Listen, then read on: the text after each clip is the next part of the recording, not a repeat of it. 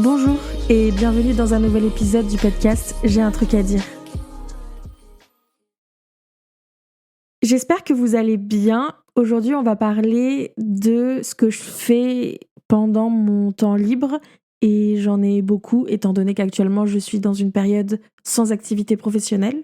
J'ai appelé le titre Journal d'une chômeuse, c'est un peu racoleur, mais j'espère tout de même que le contenu vous plaira. On se demande parfois à quoi ça ressemble la vie d'une personne qui ne bosse pas, qui n'a pas d'activité professionnelle actuelle.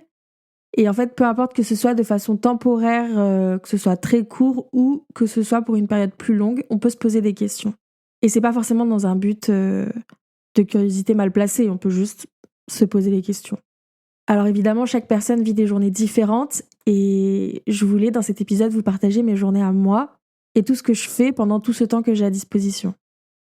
Avant qu'on commence, j'aimerais préciser que ce que je vis et ce que je vais raconter ne correspond sûrement pas à la vision que beaucoup se font des chômeurs, et notamment des bons chômeurs, entre guillemets, ceux qui se battent pour trouver du travail, retrouver du travail, et ne restent pas sans rien faire en profitant de leur temps sur le dos des autres. Évidemment, tout cela est dit avec un grand sarcasme et beaucoup de gros guillemets. Et si j'étais de la génération X ou Y, je rajouterais même à bon entendeur. Je vous invite à vous munir de toute votre bienveillance à l'écoute de cet épisode. Ceci étant dit, on peut y aller. Au début de ma période sans travail, je dormais beaucoup. J'étais et je suis encore peut-être en période de guérison de burn-out et j'étais épuisée dans tous les domaines.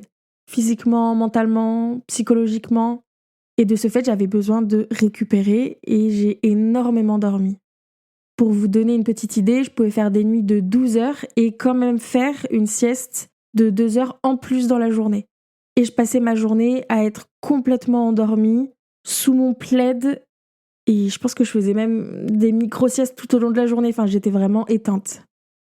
Je me suis transformée en petite marmotte, vraiment dans le but de récupérer de l'énergie, et ça c'est la première chose que j'ai fait pour prendre soin de moi. Enfin que j'ai fait. C'est surtout que je me suis autorisée à lâcher prise et à me reposer.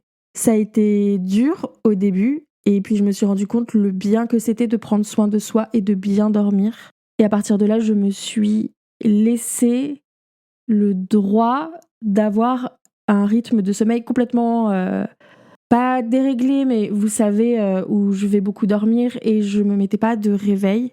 Je faisais en sorte de laisser à mon corps le soin de se réveiller quand j'avais besoin de me réveiller pour essayer de récupérer au maximum tout ce sommeil, ce repos, cette récupération dont j'avais besoin.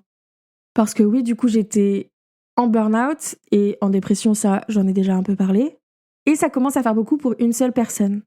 Et donc, c'est aussi à ce moment-là que j'ai eu un peu plus de temps pour me dire « Ok, je vais prendre soin de moi ». Et par là, j'entends la première chose vitale qu'il fallait que je fasse pour prendre soin de moi, c'était vivre selon mon rythme et mes besoins. Je sais que prendre soin de soi, ça a un sens différent pour chaque personne.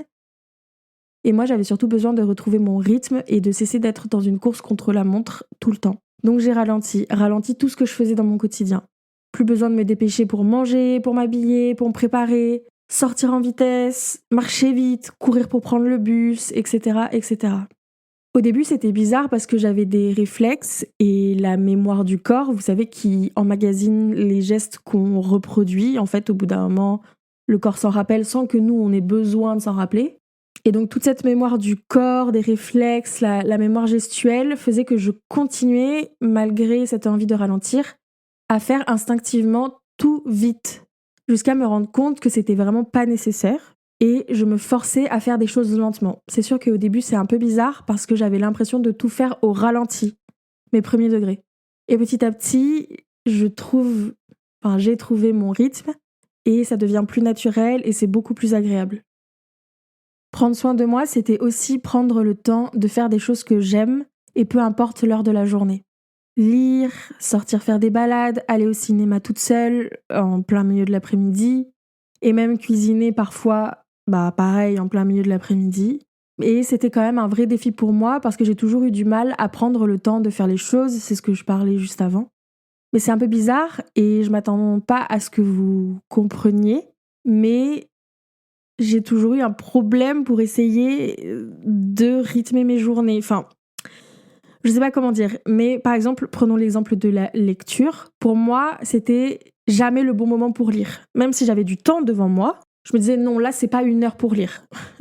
Donc il fallait que je réapprenne et que je déprogramme mon cerveau pour pouvoir faire les choses que j'avais envie de faire, sur tout mon temps libre, parce qu'en fait, j'avais toute ma journée de libre, donc je pouvais faire plein de choses.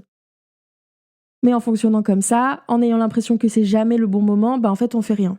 Et voilà, j'avais l'impression que, il est 15h. 15h, c'est pas une heure pour lire. Donc, j'arrivais pas à lire. C'est bizarre. Et c'est pas grave si vous comprenez pas. Mais j'ai dû travailler là-dessus. Ce qui fait que parfois, c'était bizarre. C'était 15h et je me disais, c'est pas du tout l'heure, mais je vais essayer de commencer un bouquin. Ok. J'avais ces schémas qui découpent les heures d'une journée dans ma tête et j'arrivais vraiment pas à m'en sortir. Donc voilà, l'idée c'était de réussir à faire des trucs que j'aime et peu importe l'heure, si j'ai du temps devant moi, alors c'est bon. Comme je le disais un peu plus tôt, j'ai passé beaucoup de temps dehors aussi pendant cette période d'inactivité professionnelle, à marcher dans la ville ou dans la forêt, à faire du vélo, à être au bord de la rivière ou dans un café, seule ou avec des copines. Le but c'était vraiment de changer d'air, de voir autre chose, de ne pas rester enfermée chez moi tous les jours. Parce que c'est un peu le risque, en fait, quand on se retrouve en période d'inactivité professionnelle. Je voulais vraiment aussi profiter du beau temps, tout simplement. Profiter du ciel bleu et de l'air frais. Et parfois, ma seule mission / tâche de la journée, c'était vraiment de sortir de chez moi pour me promener au parc. Et rien que ça, c'était déjà beaucoup et ça m'a aidée dans ce processus de guérison. Globalement, le maître mot de cette période sans activité pro, c'était prendre soin de soi. Enfin, de moi, quoi. Me découvrir et aimer passer du temps en ma propre compagnie. Et c'est aussi pendant cette période, une fois que j'avais repris un peu des forces et de l'énergie, que j'ai commencé le podcast. J'avais l'idée en tête depuis longtemps et en fait d'avoir tout ce temps libre, ça m'a permis de me consacrer un petit peu chaque jour à sa création.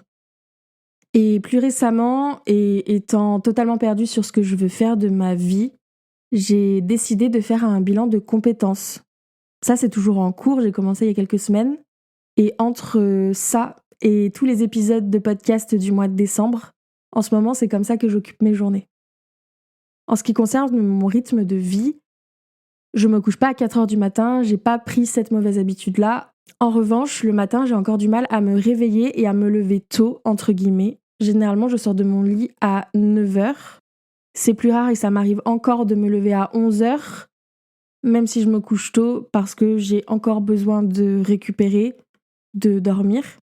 Mais même quand je me lève à 9h, en fait, ça fait que je commence ma journée un peu tard et j'ai un peu du mal à l'organiser parce que j'ai un peu l'impression d'avoir raté le coche du début de la journée.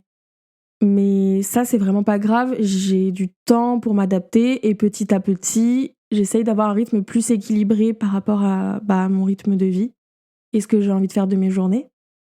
Donc petit à petit, je recule mon réveil, je me lève un peu plus tôt pour avoir le temps de faire tout ce que j'ai envie et pas retourner me coucher le soir en ayant l'impression d'avoir passé ma journée dans le lit.